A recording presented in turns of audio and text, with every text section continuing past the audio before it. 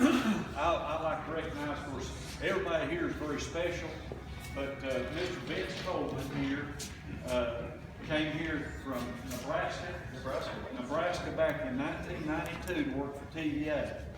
And he has so much faith in the leadership in Tennessee and in Lower City. Three generations of family have built this beautiful place here, and I'm sure it's going to get a lot of use.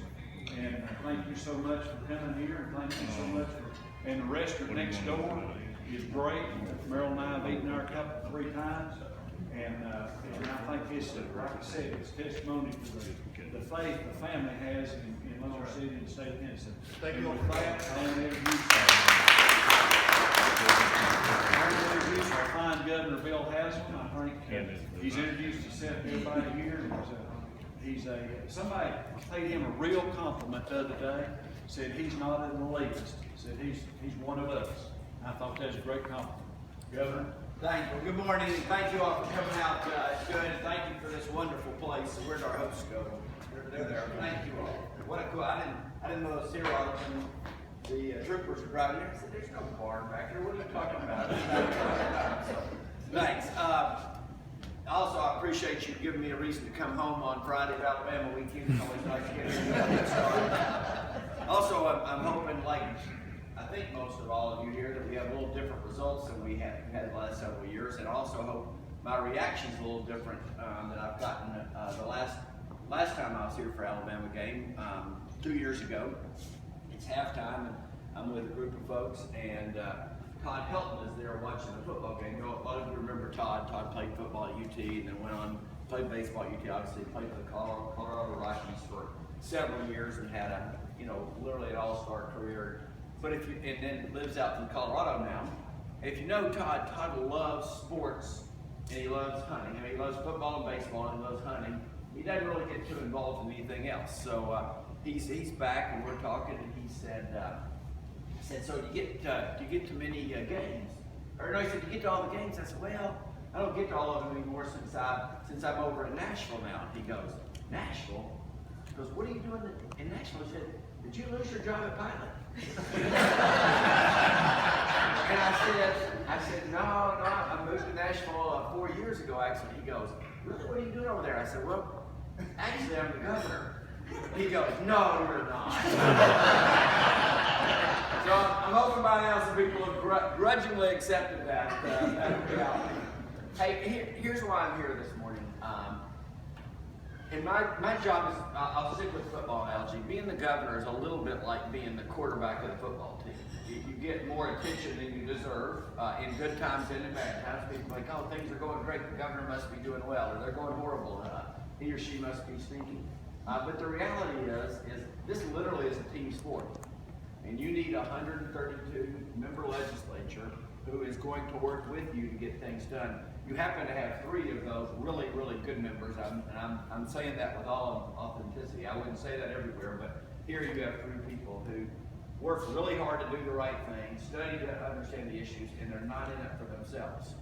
And when you can find 3 people like this who are serving for the right reason, it is a uniquely good thing. I'll just put it that way. And Representative Jimmy Matlock, I think everybody knows him from right here in Loudoun County. I think he has Loudoun and Monroe. Has a nice little business here as well. Representative Art Swan, who's from over in Blount County. Appreciate you driving over this morning, as well as Representative Calfee. Let me just tell you this. End of the day, what you should want is a state government that works hard to make this the kind of state that you want to live and work and raise a family. All those are important.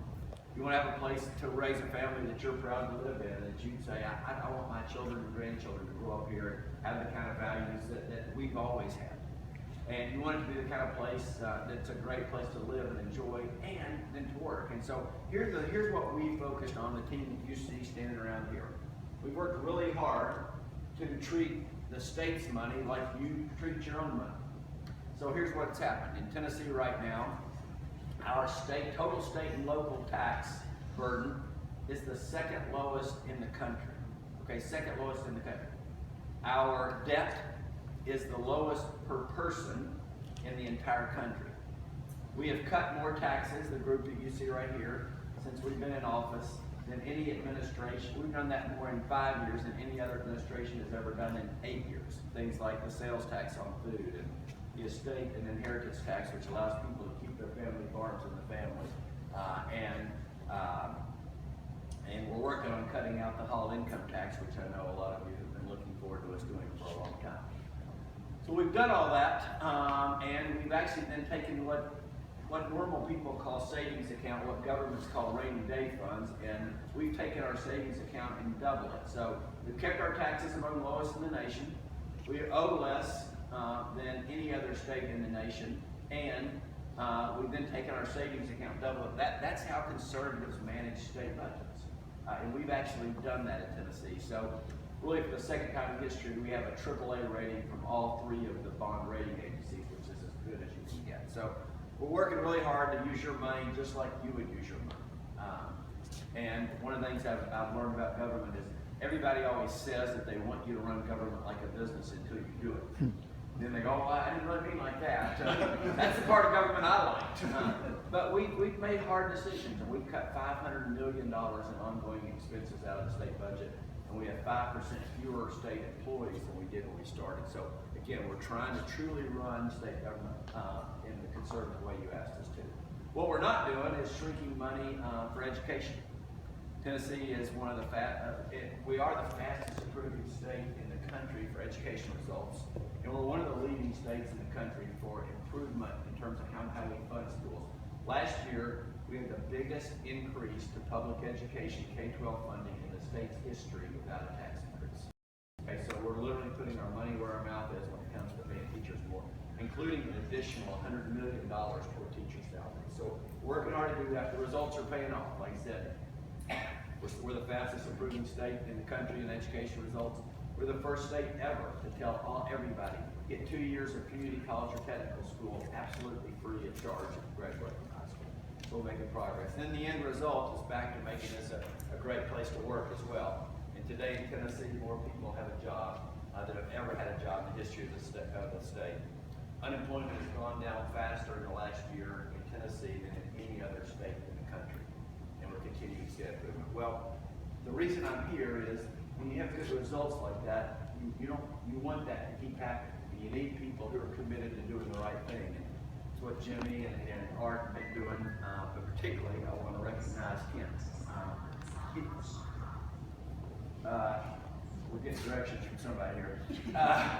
But Kent is somebody who from the very first moment he came, he has worked hard to do the right thing. If you ask the people who work on our team, they would tell you Kent has never once come out of some selfish motivation or out of trying to get credit for himself. It's always been about how do I serve the district that I represent and how do I help the state keep going. So I'm here for several reasons. One, it's great to be here, and the food looks terrific. I'm looking forward to getting some. Second, you helped me get home early for the Alabama game. But mainly, the real reason I'm here is to thank Kent and ask you to make certain he comes back to help us. It would be a shame not to have somebody as strong as Kent come back. And so, thank you for being here and helping financially. Make certain you vote, and make certain that you get your friends to vote. I'll tell you one last story. When I ran for mayor the first time in Knoxville, I campaigned for a year hard, almost a whole year to run for mayor. Worked as hard as I could, talked to everybody, did everything. The race ended up being really close. I won like 52% and 48%. If you've never been in a close race, you don't know what it's like to wait for every last precinct to come in. And so, anyway, the race is over. That next Sunday, I'm at church, and I see this really good friend of mine. A really good friend. He goes, wow, Bill, I didn't know the race was going to be that close. And I said, well, to be honest with you, I didn't know it was going to be that close either. He said, if I know it was going to be that close, I would have voted. So, that happens more than you would think. So, make certain that people vote, make certain you vote, tell your friends, and help send a really, really good man back to Nashville to help us. Thanks so much.